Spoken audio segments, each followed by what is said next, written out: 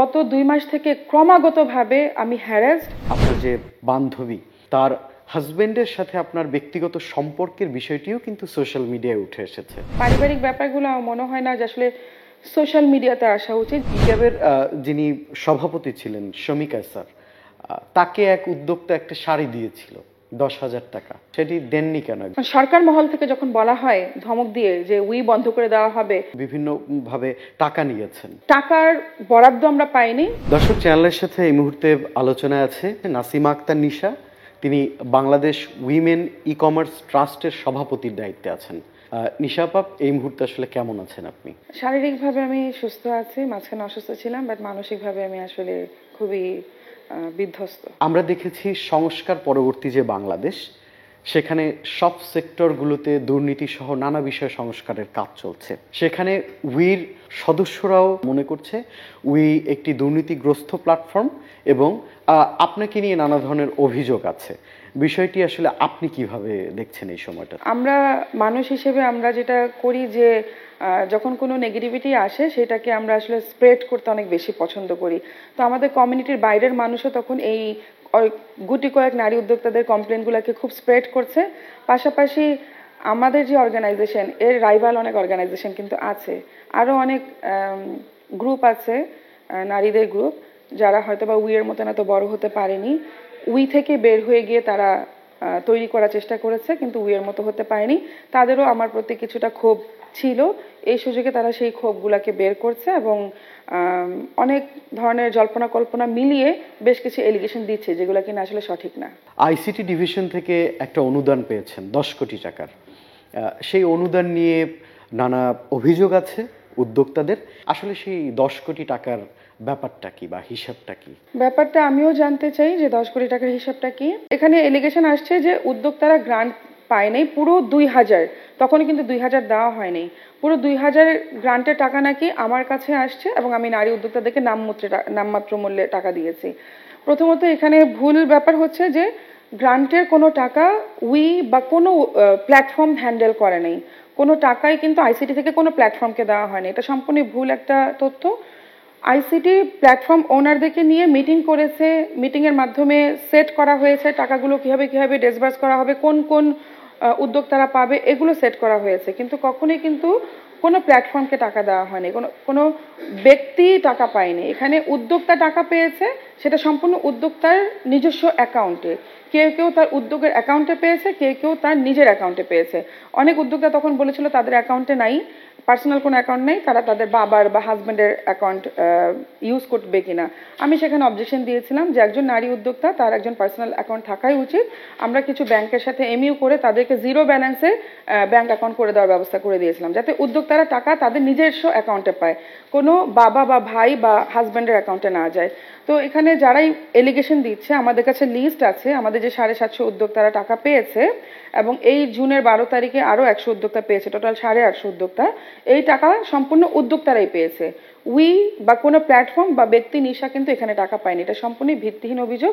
আইসিটিতে গেলেও কিন্তু তারা এটা প্রমাণ পাবে। আপনি যেটা বললেন যে টাকাগুলো হচ্ছে উদ্যোক্তাদের ব্যক্তিগত অ্যাকাউন্টে গিয়েছে, তো আমার প্রশ্ন হচ্ছে উদ্যোক্তারা কিন্তু এই বিষয়েও একটা আওয়াজ তুলেছে যে তাদের টাকা থেকে আপনি ওয়েবসাইটের নামে 13,000 টাকার মতো একটা টাকা কেটে নিয়েছেন। তাদের অ্যাকাউন্টে গেলে পরে আসলে কিভাবে এই টাকাটা কাটলেন বা এই বিষয়টা একটু জানতে চাই। এখানে যেহেতু ওয়েবসাইটের ফর্মের ভিতরে গ্রান্টের ফর্মের ভিতরে লেখা ছিল যে এই টাকা দিয়ে তারা কি কি করতে পারবে, সুনির্দিষ্টভাবে 4-5টা পয়েন্ট ছিল। তার ভিতরে প্রথমে ছিল ওয়েবসাইট, সেটা হিসাব করে 3টা ভেন্ডার কোম্পানিকে আমরা ডাকালাম, সেলটেক, মোমেজিক, প্রোফ্লাই। তো 3 জনের ভিতরে সেলটেককে আমরা বললাম যে তুমি বাকি 2 ভেন্ডারের সাথে কমিউনিকেট করবে এবং ওয়েবসাইট যারা করবে তাদের সাথে কমিউনিকেট করবে, করে তারা তোমাকে টাকা দিয়ে দিবে, তুমি তাদের ওয়েবসাইট রেডি করে বুঝিয়ে দিবা। তো টাকা কিন্তু উদ্যোক্তারা সেই ভেন্ডার কোম্পানিকে দিয়েছে এবং সেটা কিন্তু আমাকে দেয়নি বা উইয়ের কোনো অ্যাকাউন্টে যায়নি। আপু, অনেকে হচ্ছে আসলে মান নিয়েও কিন্তু প্রশ্ন তুলেছে ওয়েবসাইটের, সেই জায়গাটা আসলে আপনার কোনো? মান নিয়ে প্রশ্ন তুললে তারা তো ভেন্ডারের সাথে কথা বলবে যে আমার এই জিনিসটা পছন্দ হচ্ছে না, এটা আপনি চেঞ্জ করে দেন, এই কালার ভালো লাগছে না, এই কালার চেঞ্জ করে দেন। সেটা তো তার সাথে ভেন্ডারের, আমরা তো শুধু একটা ব্রিজ করে দিই। আপনার যে একটা ব্যক্তিগত ক্ষমতা, সেই বাইরে গিয়ে কি আসলে কোনো উদ্যোক্তা ভেন্ডরের সাথে কথা বলার মতো জায়গা কি আছে? অবশ্যই, আমরা তো শুধু বললাম যে একটা ব্রিজ করে দিয়েছি, সে সরাসরি ভেন্ডরের সাথে কথা বলবে, ভেন্ডরও সরাসরি তার সাথে কথা বলবে, কোথাও আটকে গেলে তখন আমরা কথা বলে দিই।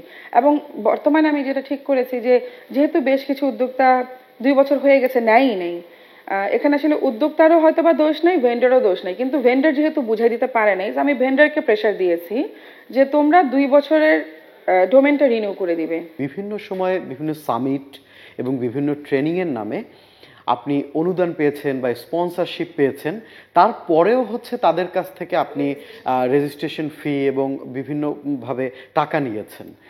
এই বিষয়টা সম্পর্কে কি বলবেন? আমরা প্রথমত রেজিস্ট্রেশন ফি নিয়েছি, কারণ আমাদের কাছে মনে হয়েছিল যে প্রত্যেকটা নারী উদ্যোক্তাদের ফিজিক্যাল ইনভলভমেন্ট থাকলে সে এই প্রোগ্রামের প্রতি, যে আমি এখানে টাকা দিয়েছি আমি যাব।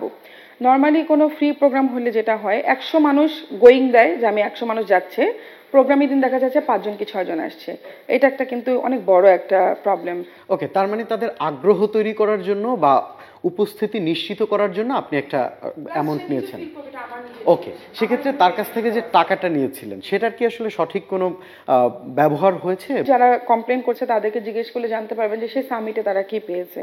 সামিটের আগে আমি বিভিন্ন সময় জেলা উপজেলায় ঘুরি উদ্যোক্তাদের রুট লেভেলের প্রবলেমগুলো জানার জন্য, এবং সেই সামিটের মাধ্যমে কিন্তু আমরা পলিসি লেভেলে ডিসকাশনগুলো করি, সরকারের বিভিন্ন মহল থেকে সেই সব কর্মকর্তাকে নিয়ে আসার চেষ্টা করি যারা নাকি এই প্রবলেমগুলোকে সলিউশন দিতে পারেন। লাইক হয়তোবা মোবাইলের ইন্টারনেটের ডাটা কমাতে হবে, রুট লেভেলে আমার ডেলিভারি চ্যানেল করতে হবে, বাড়াতে হবে, হয়তো বা funding issue. So Bangladesh bank, ডাক ও টেলিযোগাযোগ, এই ধরনের বিভিন্ন জায়গা থেকে কিন্তু আমরা লোক নিয়ে আসতাম। এবং সেক্ষেত্রে এরকমও তো কথা আছে নিশাপা যে আপনি হল ফ্রি পেয়েছেন। কোনো সামিটেই কিন্তু টাকার বরাদ্দ আমরা পাইনি, আমরা সাপোর্ট পেয়েছি যে একবার সামিটে তারা ভেন্যুর পেমেন্ট আমাকে দেরিতে দিতে সিস্টেম করে দিয়েছে, আর পরের সামিটে 23-এর সামিটে আমাদেরকে ডেকোরেশনের ভেন্ডরের সাথে কানেক্ট করে দিয়েছে। উদ্যোক্তাদের থেকে বিভিন্ন সময়ে যে রেজিস্ট্রেশন ফি নেওয়া হয় বা টাকা নেওয়া হয়, সেখান থেকে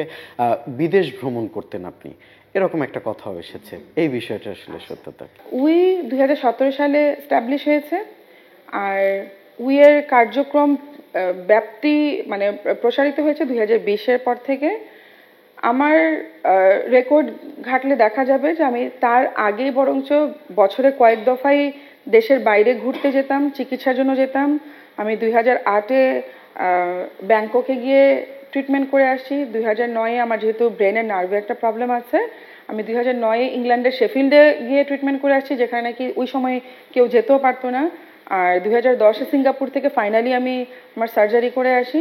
আমার ফ্যামিলি থেকে এটা ঠিক ছিল যে প্রতি বছরই কিন্তু আমরা 2-3 বার করে দেশের বাইরে যেতাম। বরঞ্চ উইতে অ্যাক্টিভ হওয়ার পরে আমি সেভাবে ট্রিটমেন্টের জন্য দেশের বাইরে যেতে পারি না, আমাকে দেশেই বেশিরভাগ সময় থাকতে হয়। শুধু ডেলিগেশনের সময় আমি দেশের বাইরে গিয়েছি, তাও সেটা উইয়ের কারণেই।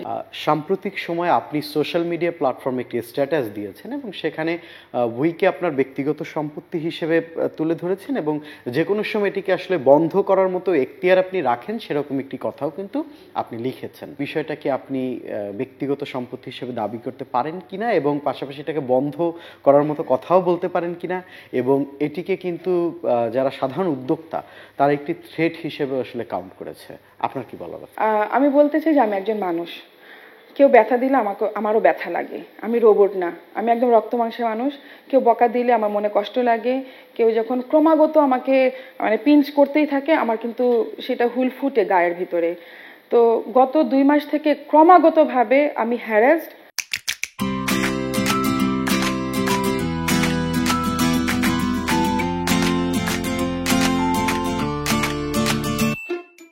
আমি মেন্টাল ট্রমার ভিতর দিয়ে যাচ্ছি, আমি ফিজিক্যালি আনফিট হয়ে গিয়েছি, আমাকে হসপিটালও ভর্তি থাকতে হয়েছে শুধুমাত্র কিছু সংখ্যক উদ্যোক্তাদের এই ধরনের আজে বাজে কথা বলার জন্য। উই গ্রুপের ক্রিয়েটার আমি নিজে ক্রিয়েট করেছি। আপনারা গ্রুপে অ্যাবাউট গ্রুপ গেলেই আপনি দেখতে পারবেন সেই গ্রুপের ক্রিয়েটারকে কয় তারিখে কয়টার সময় ওটা লেখা আছে সেখানে। আমি চাইলেও এই গ্রুপ থেকে বের হতে পারবো না, কিন্তু কিছু সংখ্যক মানুষ বলছে যে সংস্কার করবে উই, যেটা আমাকে বাদ দিয়ে। আমি নিজেও চাই গ্রুপের অনেক কিছু চেঞ্জ করতে। আমাদের সিস্টেমটা কিন্তু আমরা স্ট্রাকচারালি সাজিয়েছিলাম, জেলা উপজেলা আমরা কোঅর্ডিনেটর দিয়েছিলাম যাতে সবার প্রবলেমগুলো আমরা শুনতে পারি এবং সবার সাথে কমিউনিকেশনগুলো ইজি হয়, সবাই সবার পণ্যগুলোকে জেলা ভিত্তিক সেল করতে পারে। সেই জায়গায় হয়তোবা কিছু কিছু আমাদের কোঅর্ডিনেটরের ব্যবহারের কারণে অনেক উদ্যোক্তারা হ্যারাস হয়েছে, হয়তোবা তারা তাদের ভিতরে একটা দাম্ভিকতা এসে পড়েছিল বিভিন্ন কোঅর্ডিনেটরের উপরে ভিতরে, এবং সেই কোঅর্ডিনেটরদের ব্যবহারের জন্য কিন্তু অনেকে ক্ষুব্ধ। তো তার মানে এটা না যে কয়েকজনের ব্যবহারের জন্য অ্যাজ এ হোল সবাইকে গালি খেতে হবে, বকা খেতে হবে, এবং আমাকে প্রেসিডেন্ট হিসেবে আমি সেটার অবশ্যই দায়ভার বহন করি যে তারা আমারই টিম মেম্বার, এবং আমি বলেছি যে আমি অবশ্যই সংস্কার করব। কিন্তু সেই জায়গা থেকে বারবার যদি বলা হয়, অনেকে বলছে যে উই টাকা খাওয়ার জায়গা, উইতে মানে সমস্ত দুর্নীতি উইয়ের মাধ্যমে হয়েছে, সেই জায়গায় আমি তো কষ্ট পেয়ে বলতেই পারি যে হ্যাঁ এটা আমি গ্রুপ ক্রিয়েটর, আমি ব্যক্তিগতভাবে এটা তৈরি করেছি, আমি এটা আপনার চাইলে, আমি ওখানে এভাবেই লিখেছি, চাইলে আমি বন্ধ করে দিব। এবং আমি ভেবেছি এভাবেও লিখবো যে আগামী 1 মাস আপনারা চিন্তা করেন আসলে আপনারা কি চান, কারণ এক একবার উদ্যোক্তারা, একই উদ্যোক্তা এক একবার এক এক ধরনের স্ট্যাটাস দিচ্ছে। কখনো বলছে নিশাপু খারাপ, উই খারাপ, কখনো বলছে নিশাপু খারাপ, উই ভালো, কখনো বলছে উইতে সমস্ত টাকা দিয়ে আমরা ফতুর। মানে তাদের নিজস্ব কথাই কিন্তু ঠিক নেই, তারা এক একবার এক এক ধরনের কথা বলছে। তো তারাও তাদের মেন্টালিটি সেট করুক, আর সাথে আমাকেও তারা জানাক তারা অ্যাকচুয়ালি কি চায়। আমি চাই না উই বন্ধ হোক, কারণ উই প্রান্তিক পর্যায়ে নারীদের একটা প্ল্যাটফর্ম, এই গ্রুপ আমি কখনো বন্ধ করব না ইনশাল্লাহ। কিন্তু আমার মনে তো কষ্ট আসতেই পারে, কষ্ট আসলে কি আমি কিছু বলতে পারবো না? এবং এই সমস্ত জিনিস শুধুমাত্র দেখবেন যে আইসিটিকে কেন্দ্র করেই, তো আইসিটিতে গেলেই কিন্তু সেই উত্তরগুলো আমার কাছে মনে হয় এসে পড়বে। কিন্তু একতরফা গেলে হবে না, আমাকেও নিতে হবে, আমরা দুই পক্ষ মিলেই আইসিটিতে যাই, গিয়ে সেখানে যিনি আছেন অ্যাডভাইজার সাহেব তার সাথে কথা বলি, ওনারা সমস্ত পিডিকে ডাক দিয়ে জিজ্ঞেস করুক যে উইকে আসলে কোনো টাকা দেওয়া হয়েছে কিনা। আচ্ছা, যেহেতু আইসিটির কথাটাই আপনি বললেন, এইরকম একটা বিষয় আমি শুনলাম আপনার থেকে যে আপনার একটা প্রজেক্ট বাতিল করা হয়েছে, যেমন করে আয়মান সাদিকের 10 মিনিট স্কুলের যে ফান্ডিংটা বাতিল করা হয়েছিল, এই বিষয়টা একটু স্পষ্ট করবেন। এটা হয়তো একটু দীর্ঘ হবে, একটু ধৈর্য নিয়ে শুনবেন। আমি দীর্ঘ 10 বছর থেকে আইসিটিতে যাওয়া আসা করি, যেহেতু আমি সফটওয়্যার কোম্পানির একটা ওনার। তো প্রতিবারই আমি বিভিন্ন সময় টেন্ডার জমা দিই, কিন্তু কোনোবারই টেন্ডার আমার অ্যাকসেপ্ট হয় না। হ্যাঁ, শুধু গত বছরই আমার একটা টেন্ডার অ্যাকসেপ্ট হয়েছে, তাও আরেকজনের সাথে জেবি করাতে, এবং সেটা হচ্ছে হাড় পাওয়ার প্রজেক্ট, যেটা নাকি নারী উদ্যোক্তাদের নিয়ে 42টা জেলায় জেলায় হচ্ছে আর কি। তো সেটা একটা ছোট পার্ট আমি কাজ করছি। 17ই জুলাই যখন নাকি কোটা আন্দোলন একদম পিক অবস্থায় আছে, আমি একটা স্ট্যাটাস দিয়ে ফেলেছিলাম, আরিফার হোসেনের একটা স্ট্যাটাস আমি শেয়ার করি যে ছাত্র আন্দোলন না থাকলে বাংলাদেশের মাতৃভাষা আজকে উর্দু হতো। আমি এটাকে মনে প্রাণে ধারণ করেছিলাম যে ট্রুলি ছাত্র আন্দোলনের কারণেই তো 52তে আমাদের ভাষা আন্দোলনে আমরা জয়ী হয়েছি। তো এবং এখন বাংলাদেশে ছাত্র আন্দোলন হচ্ছে, তা আমি এই স্ট্যাটাসটা শেয়ার করি। এই স্ট্যাটাসটা শেয়ার করার কিছুক্ষণের ভিতরে আমার কাছে বিভিন্ন মহল থেকে ফোন আসা শুরু করে যে আপনি একটা অ্যাসোসিয়েশনের জেনারেল সেক্রেটারি, আপনি এই ধরনের স্ট্যাটাস দিতে পারেন না, এটা সরকারের বিরুদ্ধে চলে যাচ্ছে। আপনি কি জানেন না আরিফ সাহেব বিএনপি? আমি বলেছি আমি জানি না কে আওয়ামী লীগ কে বিএনপি, আমার কাছে মনে হয়েছে যে এই কথাটা সত্য, আমি এটা শেয়ার করেছি। ওনারা আমাকে খুব প্রেশার দিয়ে স্ট্যাটাসটা নামাতে বলে, যখন আমি বলেছি যে না এটা আমার একটা ব্যক্তিগত অভিমত, আমি কেন নামাবো, তখন ওনারা আমাকে ভয় দেখিয়েছেন যে আপনার উই প্ল্যাটফর্মটা আমরা বন্ধ করে দিব, এতগুলো নারী উদ্যোক্তা তখন পথে বসবে। সরকার মহল থেকে যখন বলা হয় ধমক দিয়ে যে উই বন্ধ করে দেওয়া হবে, তখন আমি এত বড় কেউ হয়ে যাইনি যে আমি তাদের সাথে ফাইট করতে পারবো।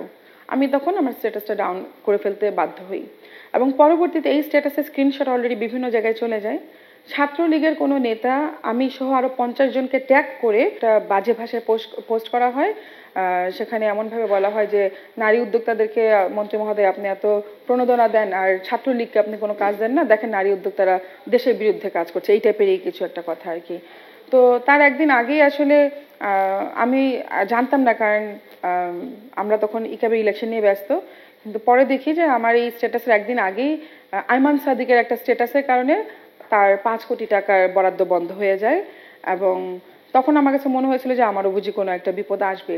তো উনি স্টেটাসলি ওপেনলি দেন নাই, উনি এটা মন্ত্রণালয়ে গিয়ে বলে দিয়েছেন এই প্রজেক্ট ক্যান্সেল, এটা নতুন করে রিটেন্ডার করতে হবে। তো এই জায়গায় আমি ভুক্তভোগী কয় দিক থেকে দেখেন। সরকারের পক্ষ থেকে ভুক্তভোগী, যে আমার প্রথমত মানে এতদিনের কষ্ট করা এই প্রজেক্টের জন্য যে জিনিস রেডি করেছি সেগুলো উনি ক্যান্সেল করে দিলেন।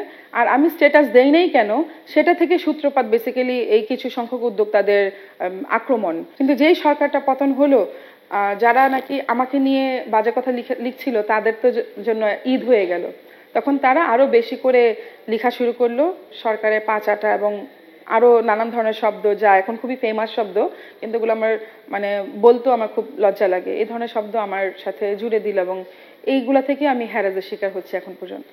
আরো একটা অভিযোগ আছে ইক্যাব নিয়ে, যে ইক্যাবের যিনি সভাপতি ছিলেন শমিকা স্যার, তাকে এক উদ্যোক্তা একটা শাড়ি দিয়েছিল 10,000 টাকা মূল্যের, 9,000 টাকার একটা চালানের ছবি আমরা ফেসবুকে দেখেছি। আসলে সেই 10,000 টাকা আর পরিশোধ করা হয়নি, বাকিতে এটা নিয়েছিল এবং আপনার কাছেও টাকাটা চেয়েছিল। সেটি দেননি কেন একজন ক্ষুদ্র উদ্যোক্তার 10,000 টাকা? না, প্রথমত আমি যতগুলো শাড়ি নেই আমি সবকিছু পেমেন্ট করে দেই। অনেক সময় হয়তো বা তারা গিফট করতে চায়, আমি গিফট নিতে চাই না। আমার উইতে কিন্তু একদম বড় করে আমরা পিন করে রেখেছিলাম পোস্ট যে কেউ গিফট দিবেন না। উদ্যোক্তাদের মনে হয় যে গিফট দিলে আমরা হয়তো একটা রিভিউ দিব, তো সেটা দেওয়া আমাদের পক্ষে সম্ভব ছিল না, যেন আমাদের বেশিরভাগ সময় আমরা মানা করে দিতাম যে কেউ গিফট দিবেন না। আমাদের একটা প্রোগ্রাম থেকে সুমি আপু শাড়ি পছন্দ করেছিলেন, শাড়ি নিয়ে গেছেন এবং তার যে অ্যাসিস্ট্যান্ট তাকে বলেছিল পেমেন্ট করে দেওয়ার জন্য। তো ওই উদ্যোক্তা যখন আমার সাথে কন্ট্যাক্ট করেছে, আমি অ্যাসিস্ট্যান্টের নাম্বারও দিয়ে দিয়েছি, দিয়ে বলেছি যে আপনি একটু কথা বলে নেন, কথা বললে পেমেন্ট পাঠিয়ে দিবে এবং আমাকেও কনফার্ম করেছে পেমেন্ট পাঠিয়ে দিবে। সো আমি এতটুকু পর্যন্তই জানি। আমি আসলে কার শাড়ির বিল আটকে আছে সেটা আমার তো আসলে অনেকগুলা কাজ, অনেকগুলা দায়িত্ব। তো আমার দায়িত্ব ছিল অ্যাসিস্ট্যান্টের সাথে তার কথা বলিয়ে দেওয়া, আমি নাম্বার দিয়ে দিয়েছি, দুজনের নাম্বার এক্সচেঞ্জ করেছে। তারপর সে পেমেন্ট পেয়েছে কি না সেটা আসলে আমি জানি না। যদি পেমেন্ট না পেয়ে থাকে সেটা খুবই দুঃখজনক। কিন্তু একজন ইকেবের সভাপতি, যার মানে একটা শাড়ি নিশ্চয়ই সে বাকি রাখবে না, হয়তো বা কোনো মিসআন্ডারস্ট্যান্ডিং হয়েছে বা কোনো কমিউনিকেশন গ্যাপ হয়েছে, কিছু একটা হতে পারে। আমার ধারণা হয়তো এখন শুনলে এখনো হয়তো বা উনি পেমেন্ট করে দিবেন। ইক্যাব কি আসলে কি উদ্যোক্তা বান্ধব ছিল কিনা, যাদের রেজিস্ট্রেশন আছে, খুব মোটা দাগে যদি আপনি বলেন সেই জায়গাটা কি ইক্যাব ছিল কিনা, এবং ইক্যাব কি একটি দলীয় সংগঠন হয়ে গিয়েছিল কিনা? অবশ্যই না। ইক্যাব যেরকম সরকারের সাথে মিলে তাদেরকে কাজ করতে হয়, সরকারের সমস্ত পলিসি লেভেলের কাজে সব অ্যাসোসিয়েশনকে আসতেই হয়, সেটা শুধু ইক্যাব না, সমস্ত অ্যাসোসিয়েশন, বাংলাদেশে যত অ্যাসোসিয়েশন আছে সেখানে কোনো দলীয়করণের কোনো প্রশ্নই আসে না। মানে প্রশ্ন আসে নাকি এই অর্থে যে পুরোটাই দলীয়? না না, আমার কাছে সেরকম মনে হয় না, কারণ আমরা তো অনেকদিন থেকে ইক্যাবই কাজ করছি এবং ক্ষুদ্র উদ্যোক্তাদের জন্য কাজ করে কিন্তু সেখানকার অনেক উদ্যোক্তা দেখা যাচ্ছে যে একটা ফ্যাক্টরি সেট আপ করতে পেরেছে, সে একটা শোরুম দিতে পেরেছে। নিশাপা, আপনি মনে করেন কিনা যে আগামী দিনে আপনার উদ্যোক্তাদের উন্নয়নের জন্য সংস্কারের পাশাপাশি ইক্যাবেরও সংস্কার হওয়া প্রয়োজন আছে কিনা, আপনি কি মনে করেন? ইক্যাবে তখন আমরা কেউ নেই, আমরা অলরেডি সব ইসিআই আমরা বের হয়ে আসছে, আমাদের বোর্ডও শেষ, ইলেকশনও হয়নি। অবশ্যই কিছু কিছু জায়গা হয়তো বা সংস্কার করতে হবে, কিন্তু আমি যতদিন ছিলাম আমি দেখেছি যে ইক্যাব চেষ্টা করেছে উদ্যোক্তা বান্ধব হওয়ার জন্য। কিছু জায়গায় গ্যাপ ছিল, সেই গ্যাপগুলোকে আমার মনে হয় নেক্সট যারাই আসবে তারা আরো বেশি করে যাতে কাজ করতে পারে, সেই জায়গায় অবশ্যই একটু সংস্কার দরকার আছে। আপনার যে অর্থের লেনদেন সেটা হচ্ছে ফোরাম এবং আপনার যে limited, women e commerce limited এবং উইমেন ই কমার্স ফোরাম, এই দুইটা জায়গায় আপনি অর্থ লেনদেন করতেন এবং ট্রাস্টে একদম কম লেনদেন করতেন, এরকম একটা কথা এসেছে। না, ফোরাম বলে কিছু নেই, ট্রাস্ট আর লিমিটেড, ঠিক আছে। ট্রাস্টেও লেনদেন হতো, উদ্যোক্তাদের প্রোগ্রাম যেগুলো হতো, যেগুলো ট্রাস্টের আন্ডারে, ও ট্রাস্টে লেনদেন হতো, ট্রাস্টে টাকা আসতো এবং সেটা দিয়ে কিন্তু আমরা তাদের প্রোগ্রামগুলো উঠিয়ে দিতাম। আর যেটা লিমিটেড সেটা তো লিমিটেডই, যেটা লিমিটেডে আমাদের যে হাড় পাওয়ারের কাজ হচ্ছে, হ্যাঁ, আমরা যদি বড় কোনো ট্রেনিং কর্পোরেটদের সাথে করি সেটা লিমিটেডের আন্ডারে আসে, তারা কর্পোরেটরা হচ্ছে লিমিটেডের সাথে এমইউ করে, কোনো ট্রাস্টের সাথে না। তো এই জায়গায় কিন্তু আমি একদমই ক্লিন, কেউ যদি মানে এসে চেক করতে চায় সব কিছুই ক্লিন আছে। আমি শুধু বলতে চাই যে যখন কেউ অভিযোগ করা শুরু করে তখন তার বিরুদ্ধে অভিযোগের একটা পাহাড় জমে যায়। হ্যাঁ, কেউ সত্য মিথ্যা যাচাই করে না, অভিযোগের এমন পাহাড় জমতে থাকে কিন্তু ভিতরটা পুরোই ফাঁপা। এই জন্য আসলে অভিযোগের পর অভিযোগ না করে এগুলো নিয়ে যদি আমার সাথে বসে বা যেই জায়গায় যেই অর্গানাইজেশনের সাথে অভিযোগগুলোকে কানেক্ট করা হচ্ছে আমাকে নিয়ে সেখানে বসে, আমার মনে হয় সব কিছু ক্লিয়ার হয়ে যাবে। কি আপনার কিছু পারিবারিক বিষয় নিয়ে অভিযোগ এসেছে? আপনি আপনার যে বান্ধবী লিমা, উনিও একজন পরিচালক উইর, তার হাজবেন্ডের সাথে আপনার ব্যক্তিগত সম্পর্কের বিষয়টিও কিন্তু সোশ্যাল মিডিয়ায় উঠে এসেছে। আসলে এই বিষয়টি আপনি একটু স্পষ্ট করবেন আশা করি, কারণ এই বিষয়টি নিয়েও কিন্তু মানুষ আসলে খুব বেশি কথা বলছে। প্রথমত এটা আপনি নিজেই বলেছেন পারিবারিক ব্যাপার, তো পারিবারিক ব্যাপারগুলো আমার মনে হয় না যে আসলে সোশ্যাল মিডিয়াতে আসা উচিত, যেটা কয়েকজন মানুষ অলরেডি করে ফেলেছে এবং তারা নিজেরাই নিজেদের ভুল বুঝতে পেরেছে। এই ব্যাপারে আমার ফ্যামিলি থেকেও বলা হয়েছে যে কোনো মিডিয়াতেই যাতে আমি আর কথা না বলি, কারণ আমাদেরও সন্তান আছে, আমার সন্তান আছে, লিমারও সন্তান আছে। এটা আফটার এফেক্ট খুবই ভয়ঙ্কর। আমাদের বয়স অলমোস্ট শেষ, ওদের বয়স মাত্র শুরু। তো সেই জায়গায় আমাদের মায়া হিসেবে এমন কোনো কাজ করা উচিত হবে না যেটা ভুক্তভোগী আমাদের সন্তানেরা হয়। অবশ্যই চরিত্রের কথা বলবো, শুধু এইটা না, এই ব্যাপার ছাড়াও আরও অনেকের সাথে আমার চরিত্রর অলরেডি পোস্টমর্টেম করা হয়ে গেছে। বাংলাদেশে যখন কেউ কোনো নারী উদ্যোক্তাকে নামানোর চেষ্টা করা হয়, তার প্রধান অস্ত্রই হচ্ছে তার চরিত্র। তার চরিত্র ধরে টান দিবেন, সেই নারীর অলরেডি শেষ হয়ে যাবে। আমি সামহাও এখনো টিকে আছি, কারণ আমার মানসিক শক্তি হয়তো বা অনেকের চেয়ে অনেক বেশি, এই কারণে আমি এখনো টিকে আছি। আর পারিবারিক ব্যাপারটা পারিবারিক থাকুক, তবে জিনিসটা সম্পূর্ণ একটা ভুল ধারণা, এটাই আমি বলতে পারি। যেহেতু আপনার বান্ধবী এবং আপনার সংগঠনের একজন পরিচালক, তিনি যেহেতু সোশ্যাল মিডিয়া এগুলো স্ট্যাটাস আকারে নিয়ে এসেছে, তখন কি আপনার মনে হয় যে এটা আসলে পারিবারিক আছে এই বিষয়টা? ব্যাপারটা পারিবারিক তখন আর থাকে না, কিন্তু এখন সে নিজেই বুঝতে পেরেছে, যার কারণে এখন নিজে এগুলো থেকে সরে আসছে। আর ব্যাপারটা সম্পূর্ণই বলবো যে একটা ভুল বুঝাবুঝি শিখার। এখানে ও ভুল বুঝেছে এবং ও হয়তো বা এখন গিয়ে ঠিক বুঝতে পারছে। আমার মনে হয় যে জিনিসটা এইটাও একটা এলিগেশন ছিল। বললাম যে মেয়েদের চরিত্রের উপরে সবার আগে আসে, আর যেহেতু তখন একটা ফ্লো যাচ্ছিল যে সবাই এসে এই নিশা নামক একটা মানুষকে ইচ্ছা মতো বলে দিয়ে যাচ্ছে, শিও গোজ উইথ দ্য ফ্লো। তার যে হাজবেন্ড আপনার বান্ধবীর, ওনার নাম হচ্ছে সাকিব, আসলে ওনার এইখানে কোনো ভূমিকা রাখা উচিত ছিল কিনা, বা ওনার বিষয়টা স্পষ্ট? এটা সম্পূর্ণ সে জানে, সেই ব্যাপারে আমি কিছু বলতে পারবো না যে তার এখানে কোনো ভূমিকা রাখা উচিত ছিল কিনা। এটা সম্পূর্ণ তাদেরই ব্যাপার। বাট আমি এখনো চাই তারা আবার আগের মতো ঠিকঠাক হয়ে যাক। দর্শক, আমাদের সাথে এতক্ষণ আলোচনায় ছিলেন এই সময়ের খুবই আলোচিত একজন মুখ, নাসিমা আক্তার নিশা, যিনি উইয়ের প্রতিষ্ঠাতা। তার সব অভিযোগের কথাই আমরা জিজ্ঞেস করেছি। এই কথাগুলো আসলে ছিল একদম সাধারণ উদ্যোক্তাদের কথা। আমি তাদের সাথে কথা বলেই প্রশ্নগুলো নিয়েছি এবং আশা করি সে প্রত্যেকটা বিষয় স্পষ্ট করেছে। বিচার বিবেচনা করার দায়িত্ব একান্তই আপনাদের, এবং ব্যক্তিগত যে বিষয়গুলো সেগুলো আমরা খুব বেশি আসলে ডিপে গিয়ে কথা বলার অধিকার আমরা রাখি না, কারণ ব্যক্তি জীবন আসলে ব্যক্তি জীবন। তারপরেও যতটুকু আমরা জিজ্ঞেস করতে পেরেছি সেটা আমরা জিজ্ঞেস করেছি। ধন্যবাদ আপনাকে চ্যানেল আইকে সময় দেওয়ার জন্য। আশা করি সংস্কার পরবর্তী বাংলাদেশে সব কিছুই সংস্কার হয়ে সুন্দরভাবে আসবে এবং আপনিও সেটিকে সুন্দরভাবে গ্রহণ করবেন, সেটি ব্যক্তি জীবন কিংবা সংগঠন, সব কিছুতে।